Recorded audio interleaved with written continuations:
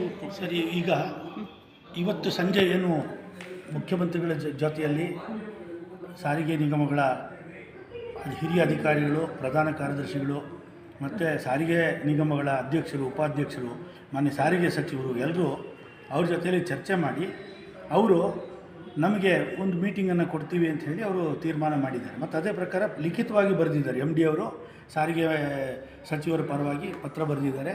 ಪತ್ರ ಬರೆದು ಜಂಟಿ ಕ್ರಿಯಾ ಸಮಿತಿಗೆ ಈ ಉದ್ದೇಶಿತ ಮುಷ್ಕರವನ್ನು ಹಿಂಪಡಿಬೇಕು, ಕೈ ಬಿಡಬೇಕು ಅಂಥೇಳಿ ವಿನಂತಿ ಮಾಡಿದ್ದಾರೆ.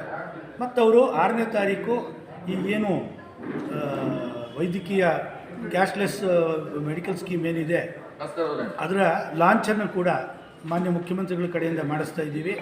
ಅದಕ್ಕೆ ಆಹ್ವಾನ ಮಾಡಿದ್ದಾರೆ. ಈಗ ಮುಷ್ಕರನ ಕೈ ಬಿಡೋದಕ್ಕೆ ಜಂಟಿ ಕ್ರಿಯಾ ಸಮಿತಿ ತೀರ್ಮಾನ ಮಾಡಿ ನಾವೀಗ ಪತ್ರಿಕಾ ಹೇಳಿಕೆಯನ್ನು ಈಗ ಬಿಡುಗಡೆ ಮಾಡ್ತೀವಿ ಇನ್ನು ಕೆಲವೇ ನಿಮಿಷಗಳಲ್ಲಿ.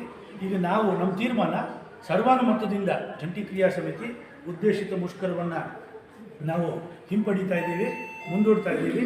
ಮತ್ತು ನಾವು ಮುಖ್ಯಮಂತ್ರಿಗಳ ಜೊತೆಯಲ್ಲಿ ಸಭೆ ನಡೆದ ಮೇಲೆ ಆ ಸಭೆಯಲ್ಲಿ ನಮಗೆ ಕಾರ್ಮಿಕರ ಸಮಸ್ಯೆಗಳನ್ನ ಬಗೆಹರಿಸ್ತಾರೆ ಅನ್ನುವಂಥ ನಂಬಿಕೆಯನ್ನು ನಾವು ಇಟ್ಕೊಂಡಿದ್ದೀವಿ.